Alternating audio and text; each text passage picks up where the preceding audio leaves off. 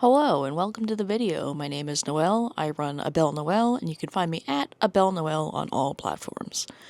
This is a review of the Lunar Faire Halloweekend 2024 event.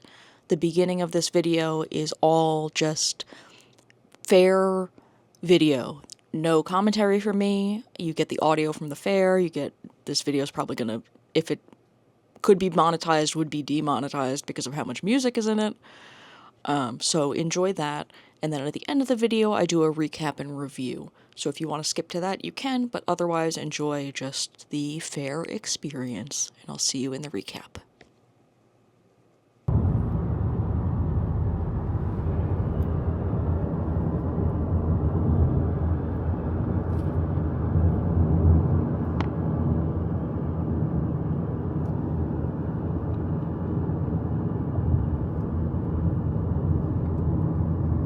Turn right, then you will arrive at your destination.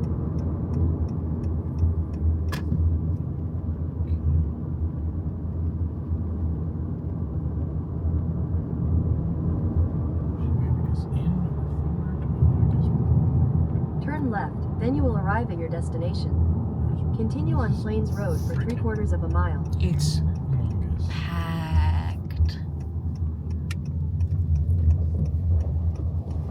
Did you see the line? No. It's insane. Head southeast on Northrop Road. In 400 feet, turn I right. can turn this off.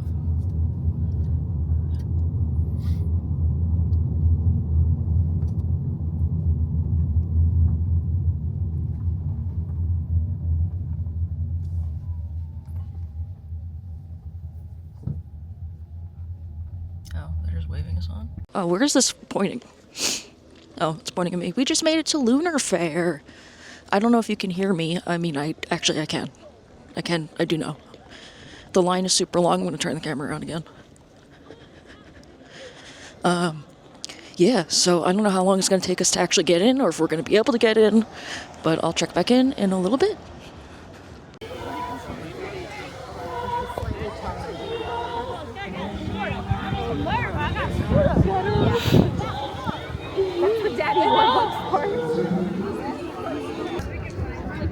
I mean, it's like not a good thing that we added in, but I'm also like, it's already. No, but literally, like,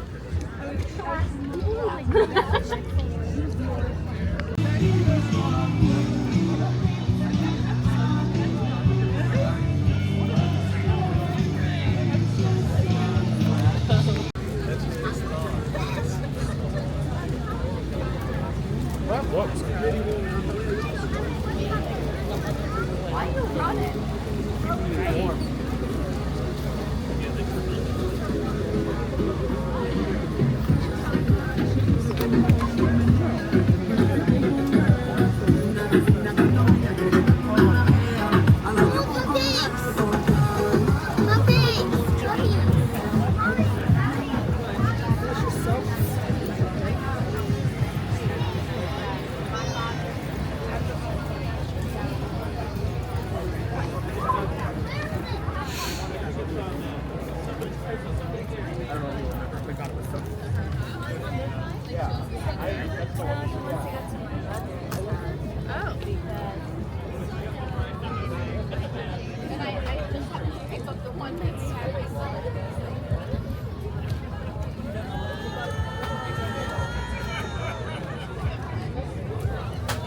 That's a storage option.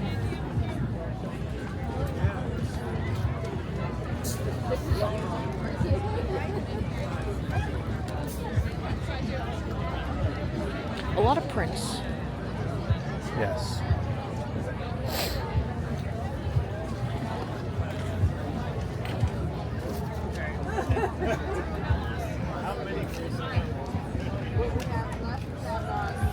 Nice.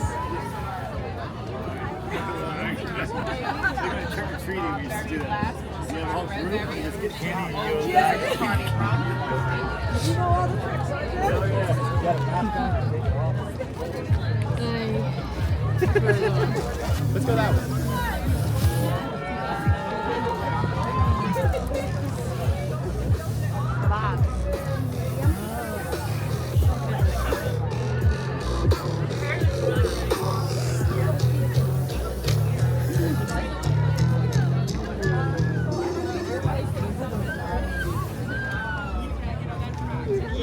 I was trying to get a perfect looser.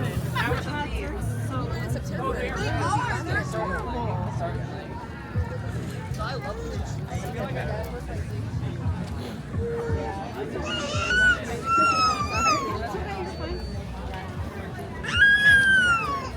Do you want to put the coat on him?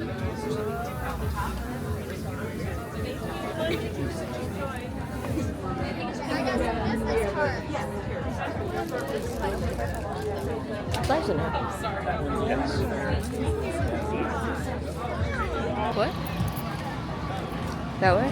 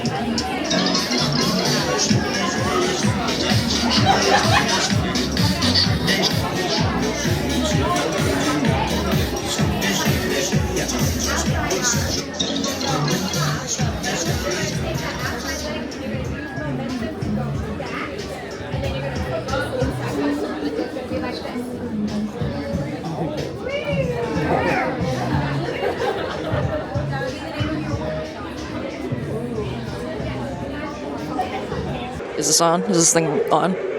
Okay. Oh, it's the haunted house.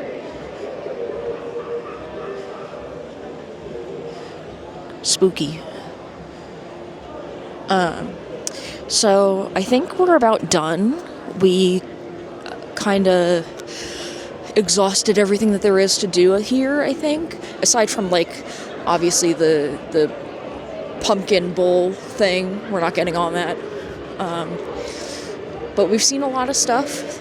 There's a lot of the same stuff. There's a lot of stuff that you see at general fairs. There's a lot of overpriced stuff. The bathroom lines are enormous, except for men. Men can go to the bathroom anytime they want. Sorry, I'm walking and talking, so that's why I'm not looking at the camera. They have a... You're not in the shot, you're fine. The entrance here to their little spooky house. Yeah. So all in all, I think by next year, I'll be ready to apply and hopefully vend here. But a lot of notes, a lot of stuff that I learned here today that I'll recap.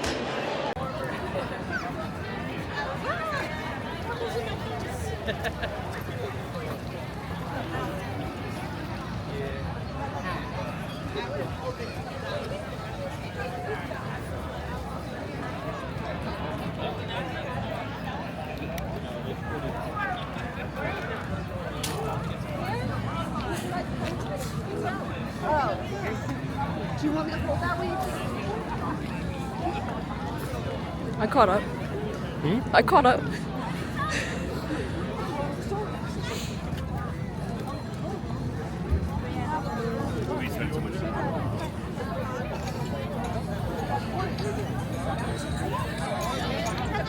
No, I just pushed you.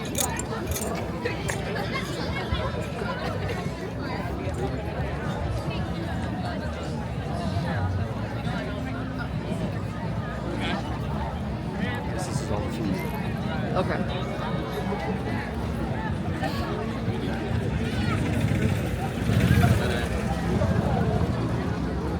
I like everybody's costume.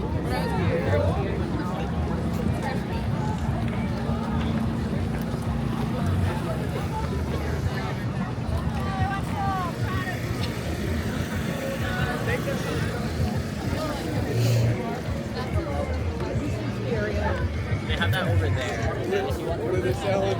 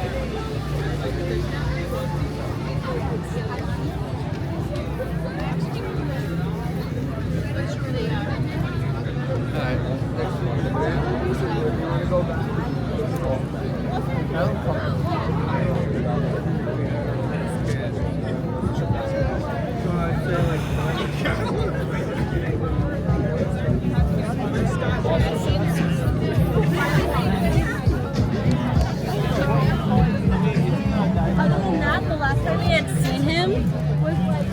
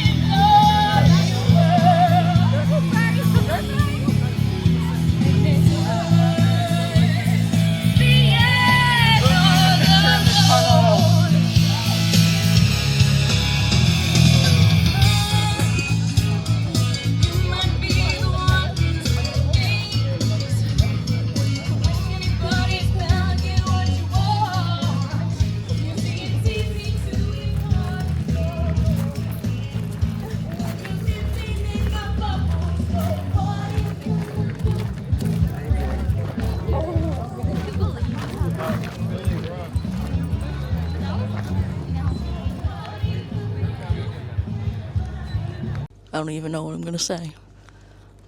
But we're done. We're back in the car. We made it. We're alive. It was pretty cold. There were a couple indoor, what would you call that? Pavilions? Pavilions, yeah. There were some pavilions, and that was nice because having walls and a roof automatically makes it warmer.